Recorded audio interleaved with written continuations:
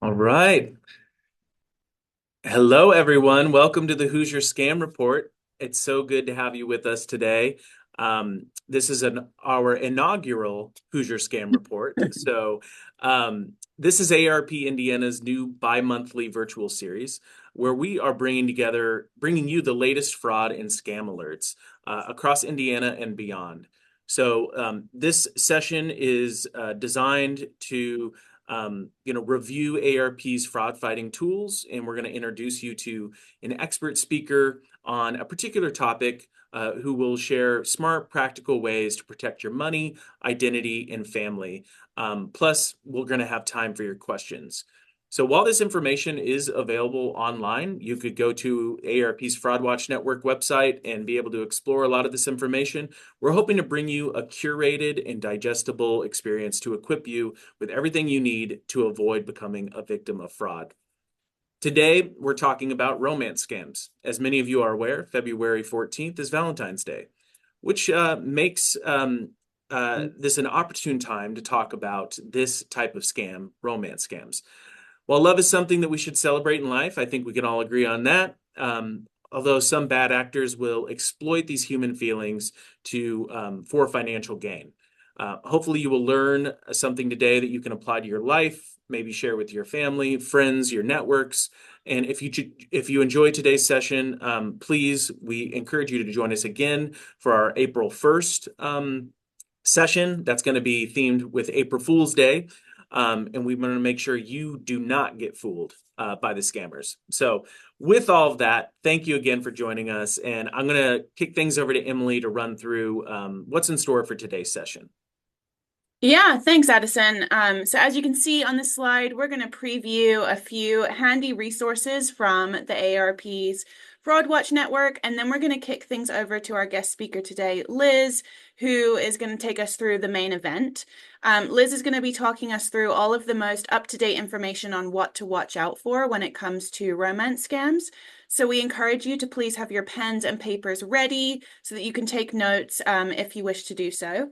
We also encourage you to put any of your questions that you might have in the chat function at the bottom of your screen so that we can address them at the end of Liz's presentation. And lastly, if you could just take a moment right now and let us know where you're joining us from in the chat. We have people join from all over the state, and it's always really fun to see. So if you can take some time to put your name and the location you're joining us from in the chat, that would be really wonderful. So Addison, if you want to take us through our Fraud Watch Network resources that folks might find helpful to note down before we hand over to Liz. Absolutely, I'd be happy to. On this slide, you will see the web address for AARP's Fraud Watch Network. This takes you to the main landing page. Here you will find plentiful resources. So they are all free online resources, including articles on the latest frauds and scams, which are fantastic. You'll also have an opportunity to sign up for biweekly watchdog alerts. So check that out. It also features a few tools that we want to highlight here on the screen, starting with the AARP Fraud Watch Network Scam Tracker. This is really great. This tool shows scams reported in your area so you can be on alert, and it allows you to report a scam so that you can potentially protect, those within your who surround you, family, friends, neighbors. Basically just saying, hey, I got a text message or I got a phone call related to this particular scam. This is what they were asking for. It's just a really great way to look out for your neighbors and make sure that everyone is aware of the scams that are being circulated in your area. The next is the Perfect Scam podcast.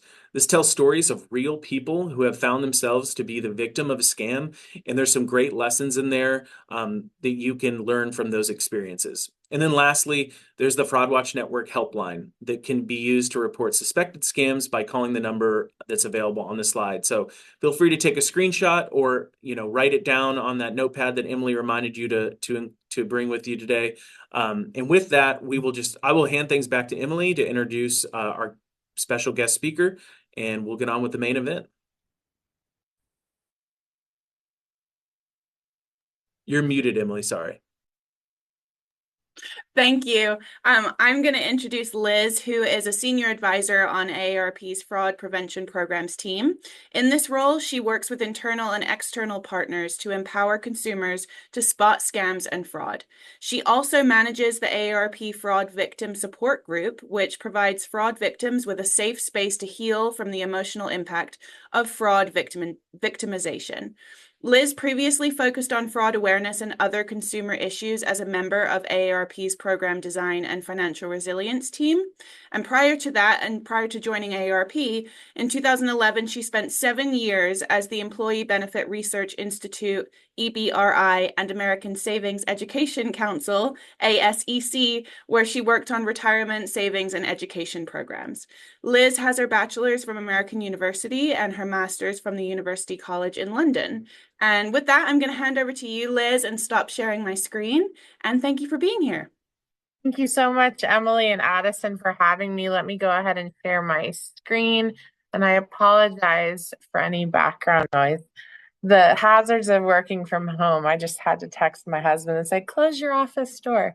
But I'm so happy to be here today. And I didn't realize it was the inaugural Hoosier Scam Report. So extra happy to be here. Thank you so much for the introduction. Today I'm going to talk about romance scams, but there are tips that I'm going to share to help you spot, avoid, and report all types of scams. So I do want to mention there's a lot of slides I'm going to go through. Happy to share the slides with anybody.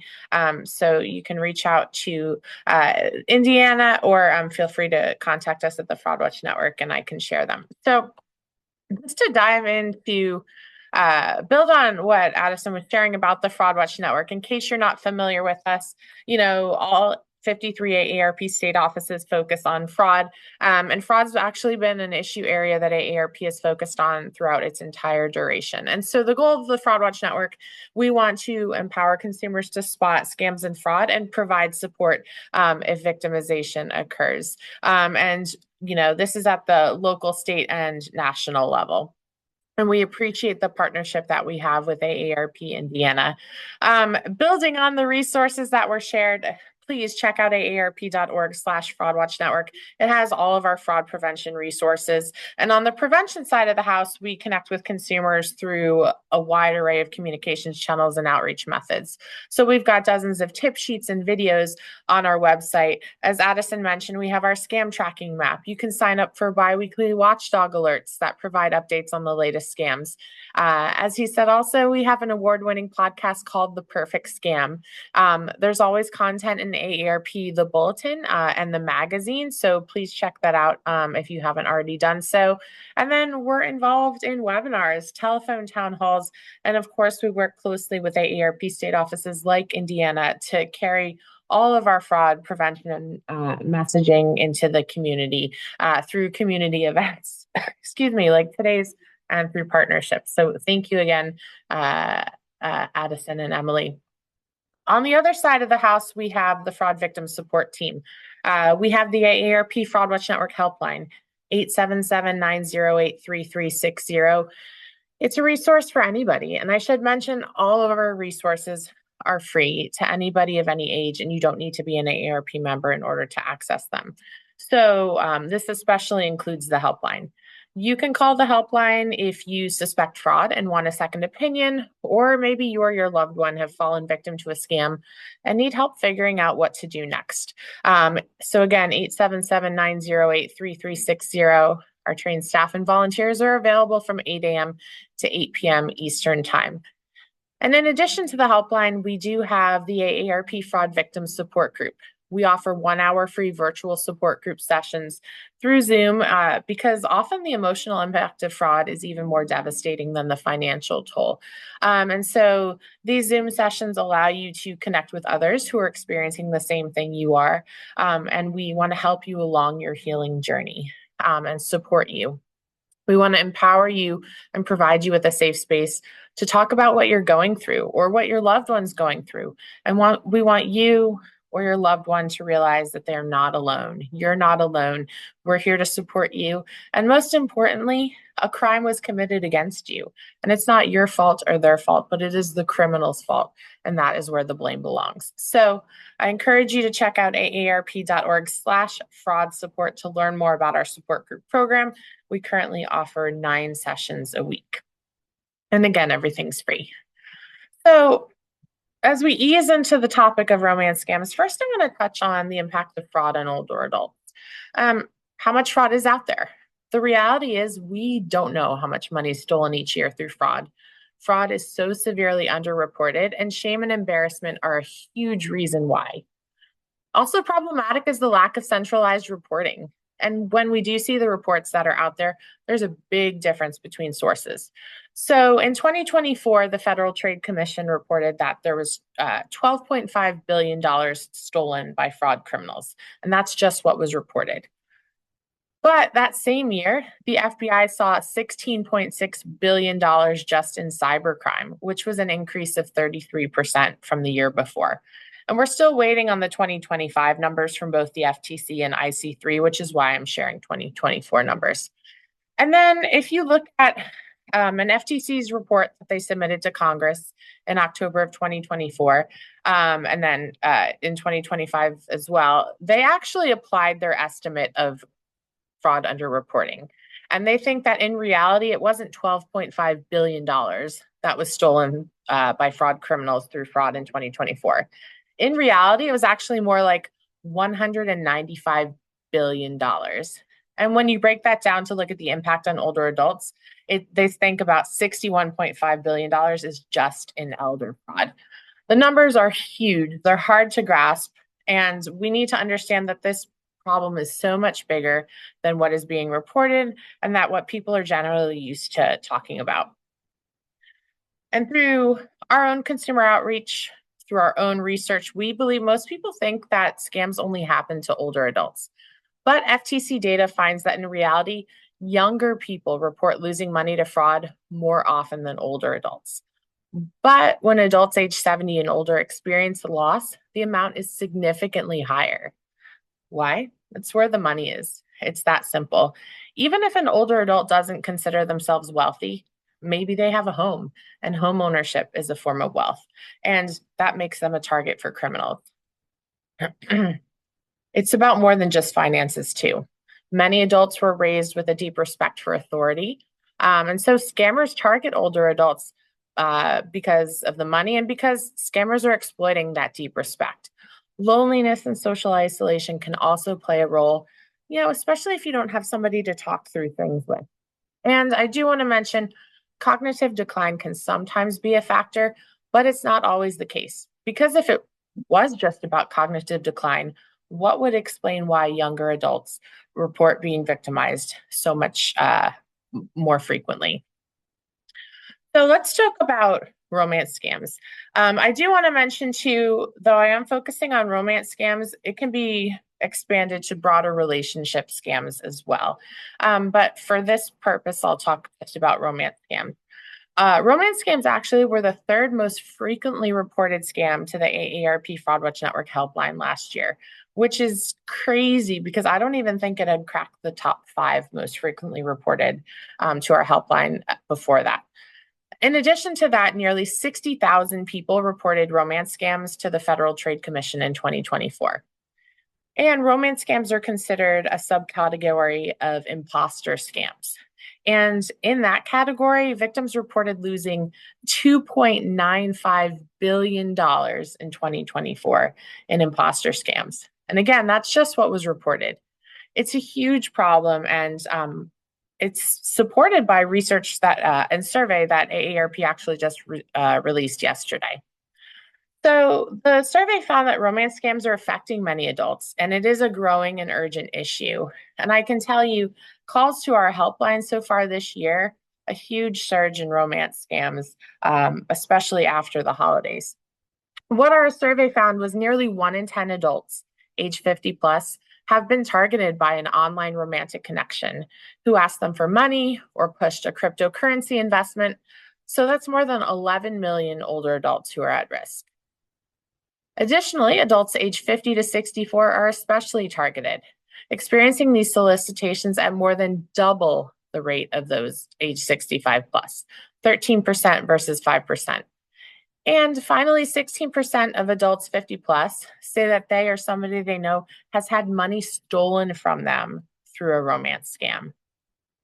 And scammers are exploiting common platforms where adults are connecting.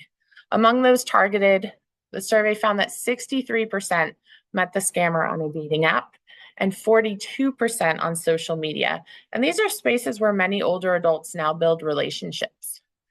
I do want to highlight messaging apps as well. They appear in a smaller number, only 21%, but it really highlights how broad the threat landscape has become. The survey also found that financial losses often go unreported, even though they should be reported to law enforcement, because fraud is a crime. Anybody who has lost money in a scam, they're a victim of a financial crime, and so they should be reported.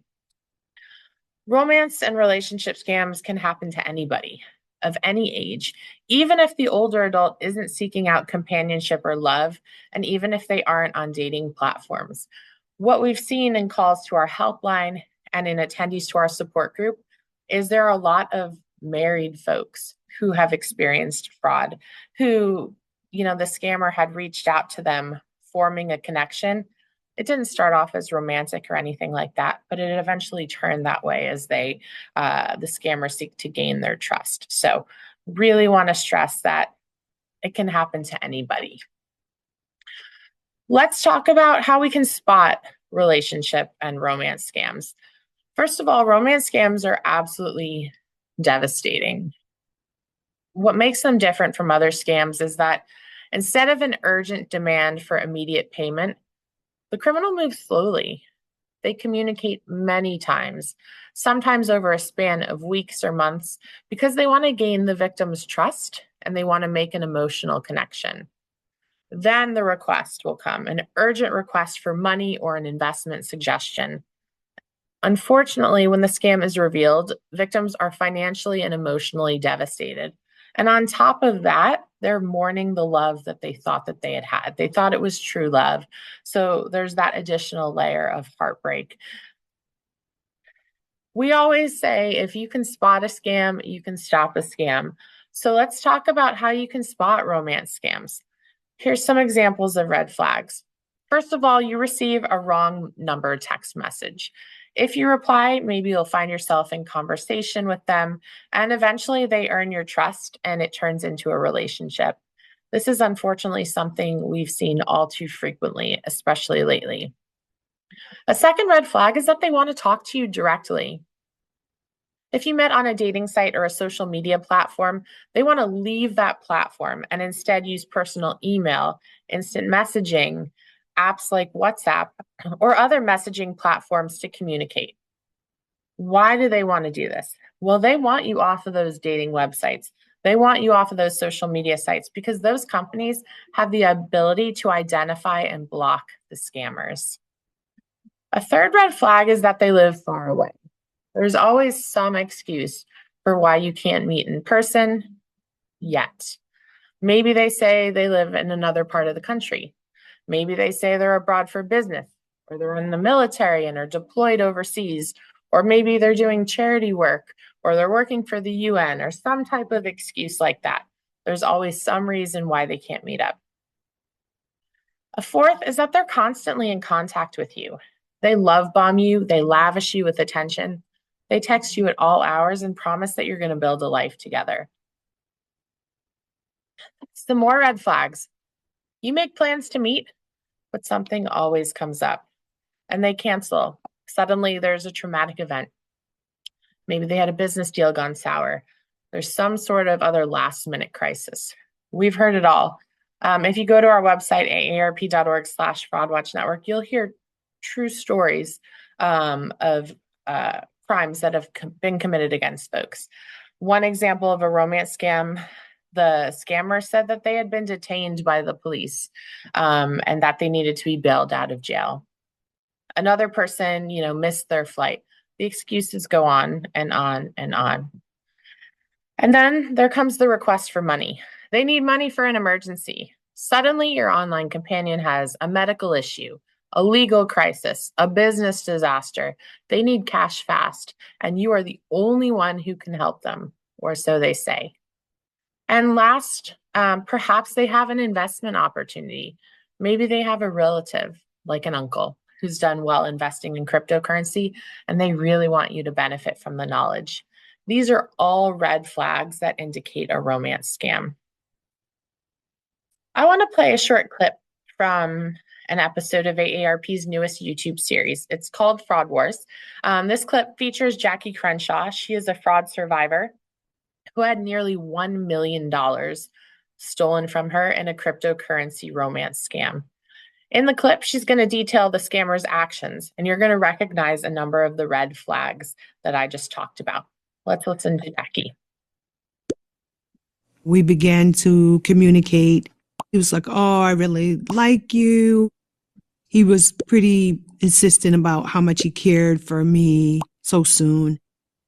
He told me that, he was a widower and he had 2 small boys. He had lost his wife and was raising these boys, stayed at home with them with COVID. And that's how he got really good with crypto. He was in construction and he was on this super secret government job. And we talked at least 4 or 5 times a day. I worked long hours. Food would appear, 20 minutes later. You know how that made me feel? This person really cares about me because, I don't have to come home and cook after a long day.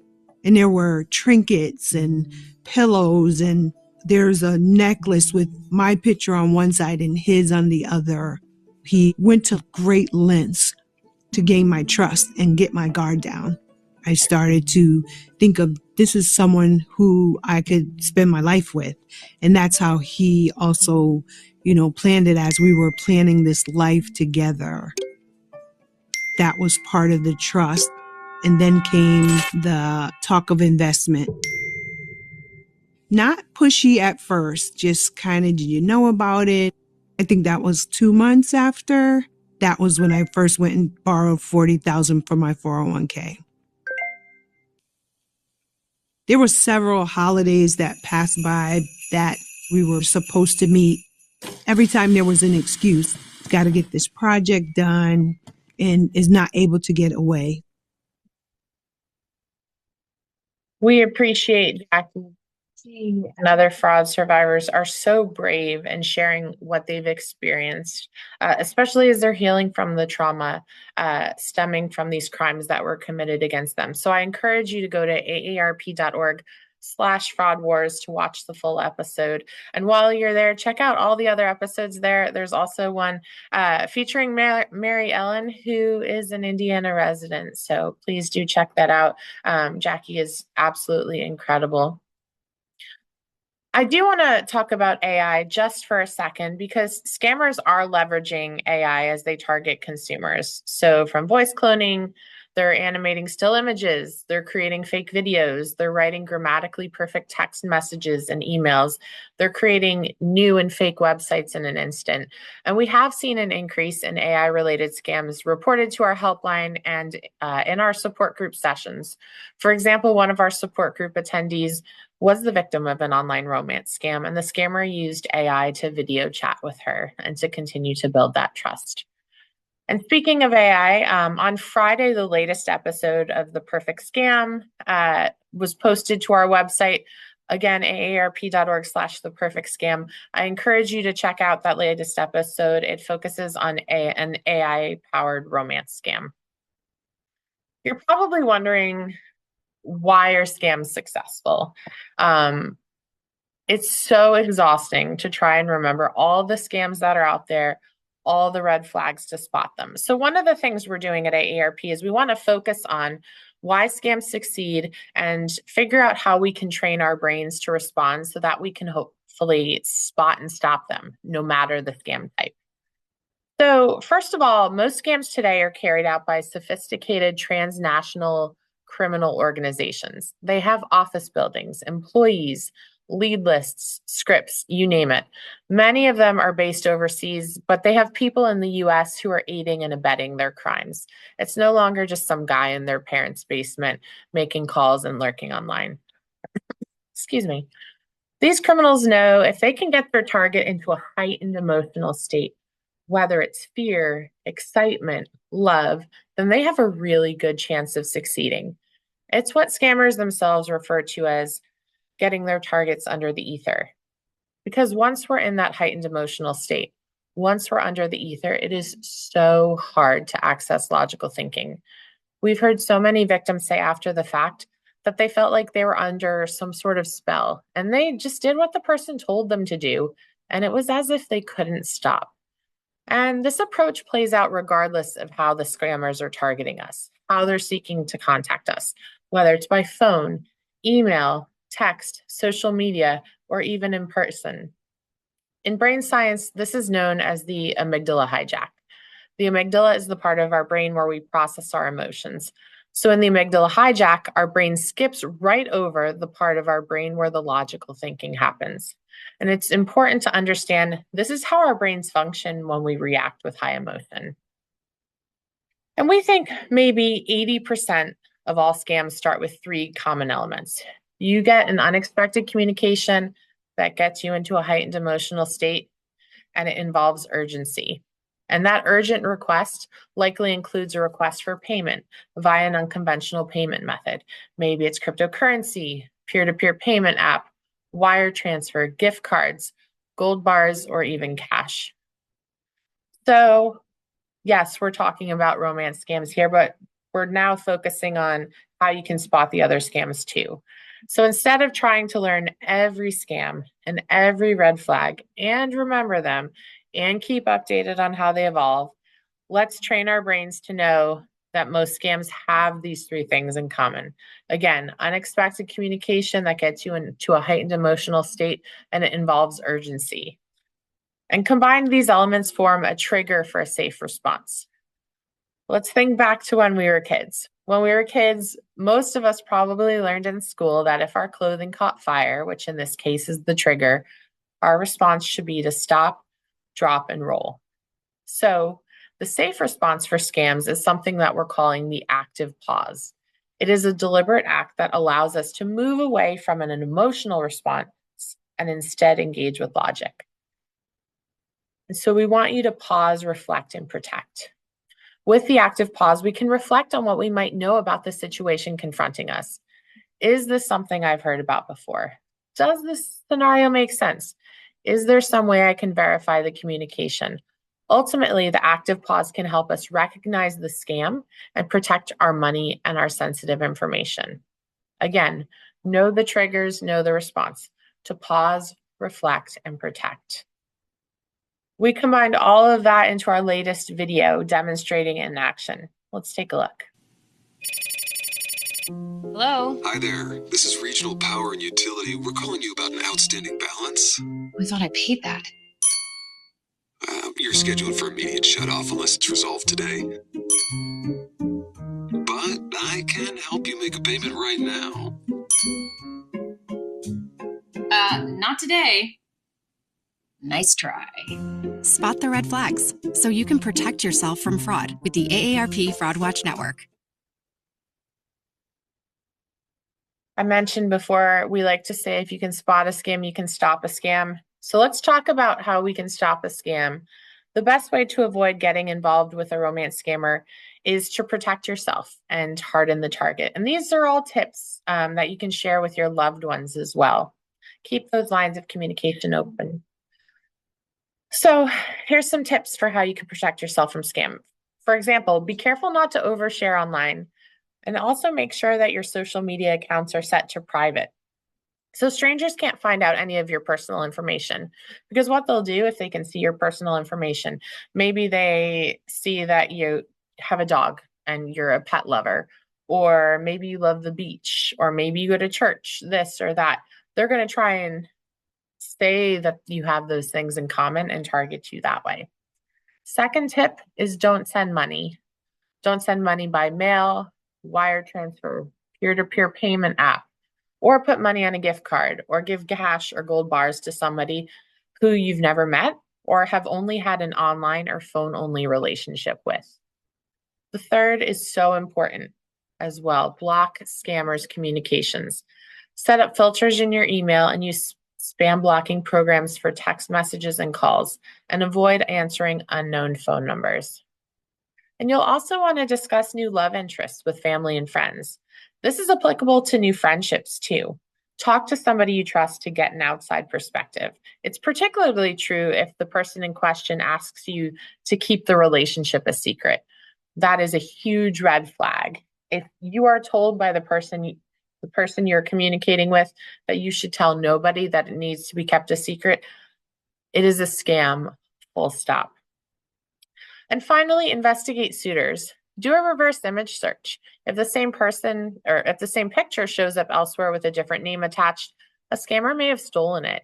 And research their background. Get as much information from them as you can without giving away your own information, and then try to verify that information. We always say, take the time to do your research. It is absolutely worth it. If you realize that a romance scammer is targeting you or targeting your loved one, the first thing you should do is to cut off contact. Immediately stop communicating if you suspect that the individual may be a scammer. Don't re-engage with them, and then notify the dating or social media site on which you met the scammer. I know it's hard to disengage. We hear that all the time from people who are in our support group sessions and who call the helpline and who we meet in community, but it is absolutely necessary. Second thing, report the scammer to local law enforcement. If it's an internet-based crime, report it to the FBI's Internet Crime Complaint Center. Their website is ic3.gov. Not every complaint leads to an enforcement action, but the information can help officials spot trends and sometimes identify the criminals. And it's so important as you're navigating through this to find support and guidance. Please reach out to the AARP Fraud Watch Network helpline at 877-908-3360. Our trained fraud specialists can share information on what to do next, how to avoid future scams, and they can provide you with support. And they can provide you with a referral to our fraud victim support group. I want to stress again, all of our fraud resources are free to anybody of any age, and you don't need to be an AARP member. The impact of fraud is emotionally and financially devastating, whether it's a romance scam or some other type of crime. So I do want to spend a moment talking about that.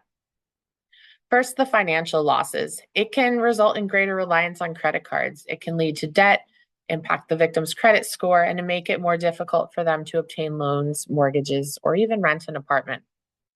Unfortunately, we've heard too frequently that victims may lose their home and be forced to move in with family members or friends.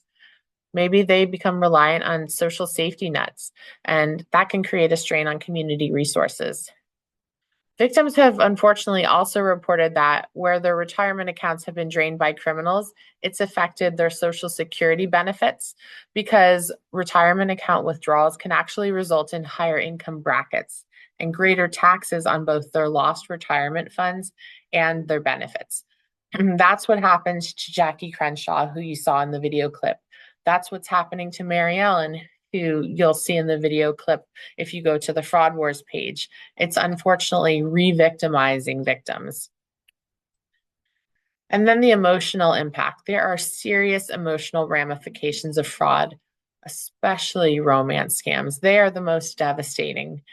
Victims report feeling frustration, anger, mistrust, sadness after experiencing fraud. And unfortunately, some do commit suicide. And there's the loss of relationships too. Families are sometimes torn apart because of blame and lack of understanding that it's a crime and that it's not the victim's fault. We see that, again, all too often. And those are probably the most challenging ones that we have to navigate through, helping to, get families back together.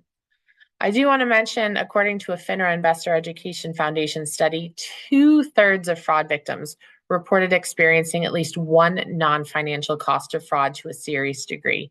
That can include severe stress, anxiety, difficulty sleeping, depression, and victims who lose money, who have money stolen from them, are more likely to incur more non-financial costs. And these emotional impacts of fraud often lead victims to not report the crimes that have been committed against them because maybe they feel guilt and shame. And as I said earlier, it contributes to significant underreporting to law enforcement, which then results in an unclear picture of the true scope of the fraud epidemic and where to focus investigative efforts. As I wrap things up, before we get to Q&A, I want to share some tips on how you can start the conversation if you think your loved one may have experienced fraud. Tone and words matter. So the first tip that we give is to skip blame and shame. Scammers are adept at driving wedges between their victims, their families, and those who are around them. So blaming victims for what has happened only deepens those wedges. It's important to remember it's not you against the victim. It's you against the criminal who is in the ear of the victim. So start slow, build trust, avoid making accusations and placing blame. Otherwise, they're absolutely going to shut you down and tune you out.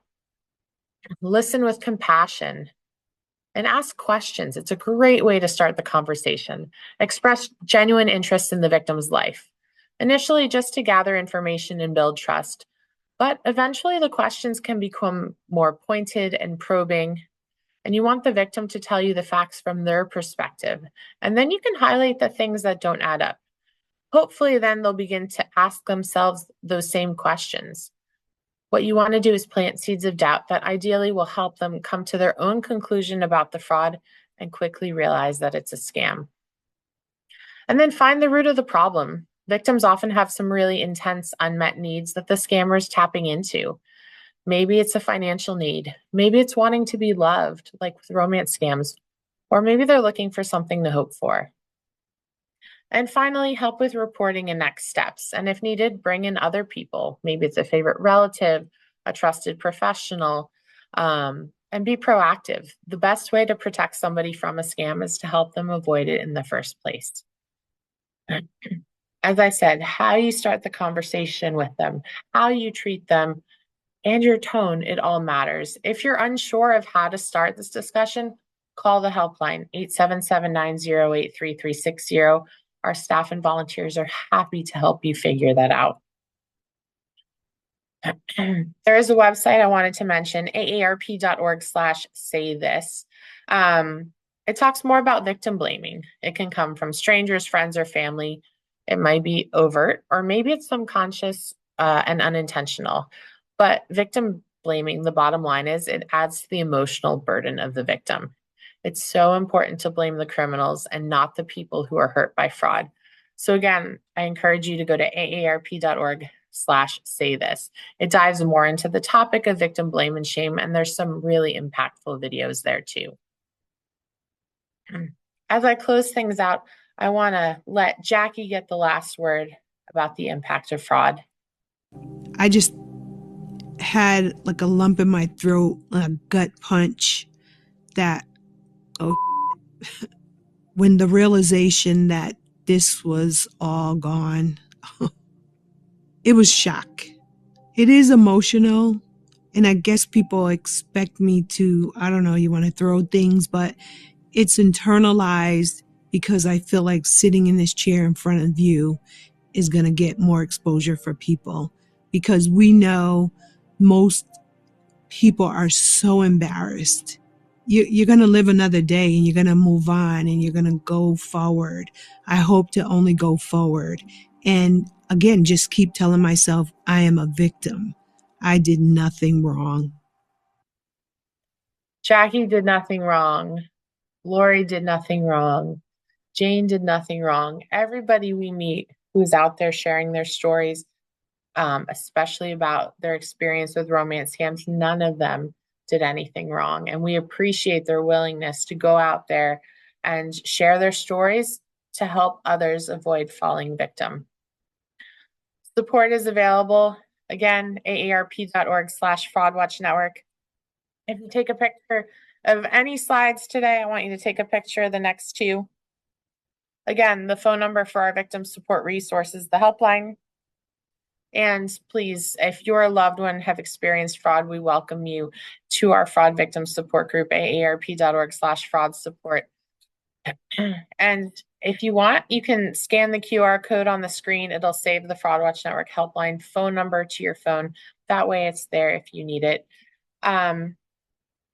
Please bookmark our resources. It's so important, especially as fraud criminals have access to increasingly sophisticated tactics. It's so important to stay up to date, and we are here to help.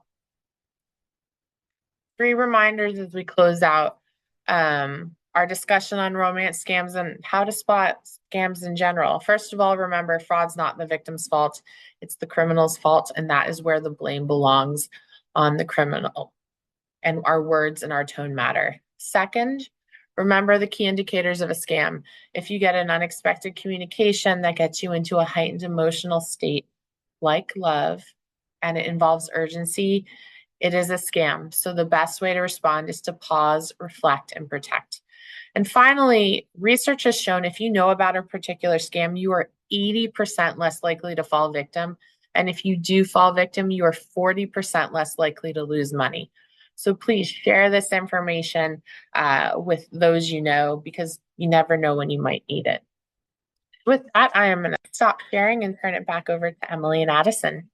Thank you, Liz. I actually was wondering, could you keep sharing your slide that has the victim support groups and the links and everything, just as we're talking? I feel like folks might want to make sure they write that down. Yes. Absolutely. Thank you. And we actually do have a couple of questions coming through in the chat. But the first one I wanted to ask is just related to this slide really quickly. Somebody asked if you have to be an AARP member to join the victim support group, or if anyone can join that. How does that look?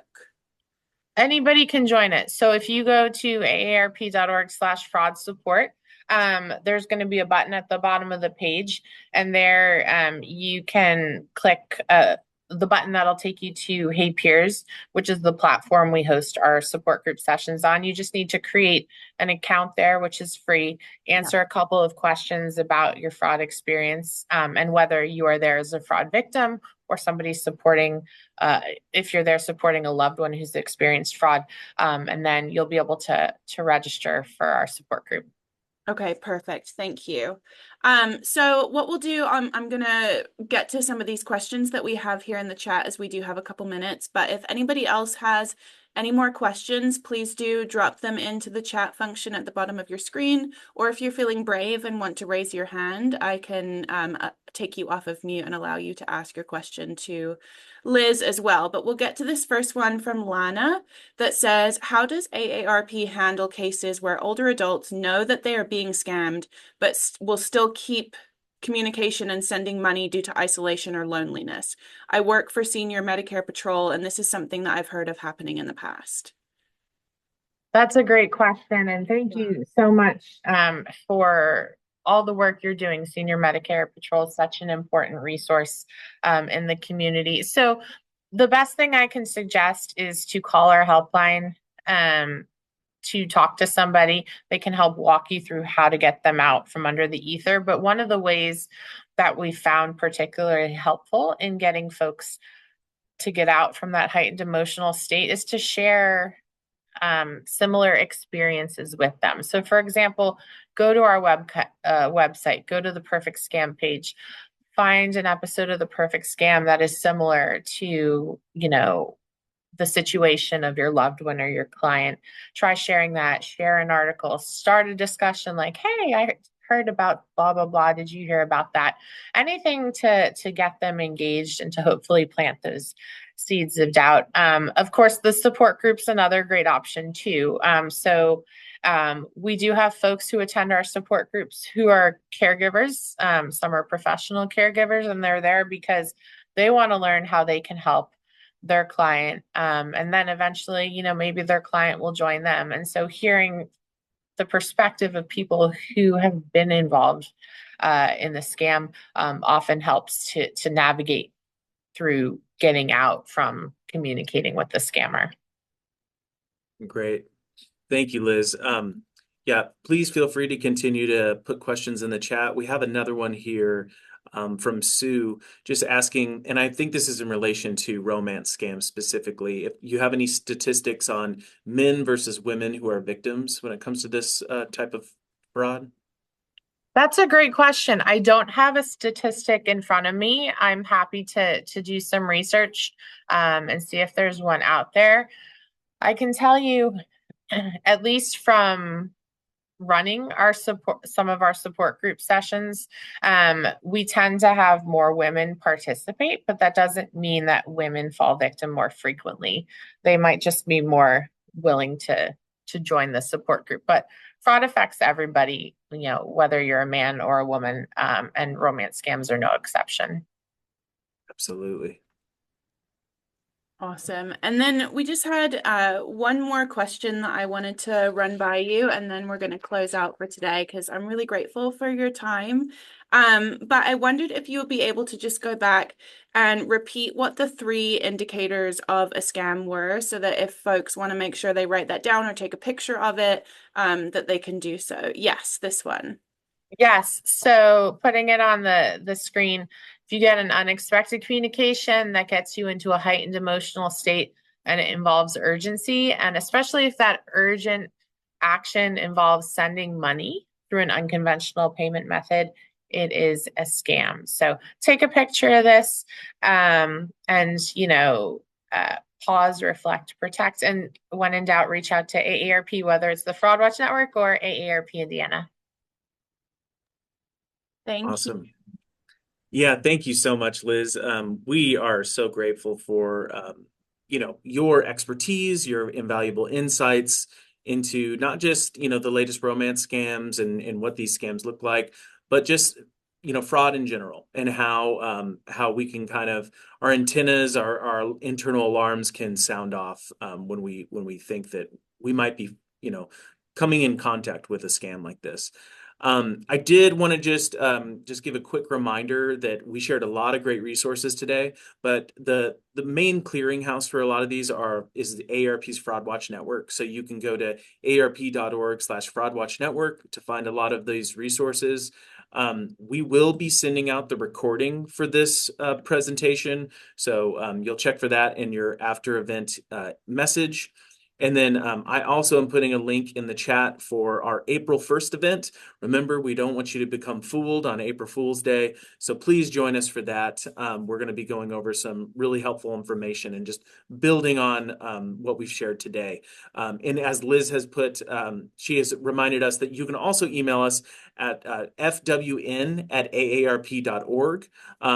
And you can feel free to ask for information through that email address as well. And Emily put that in the chat for you. So with that, we really appreciate Liz. Thank you so much for being our expert guest today. And thank you all for spending your morning with us. We look forward to seeing you next time. Thank you, everyone.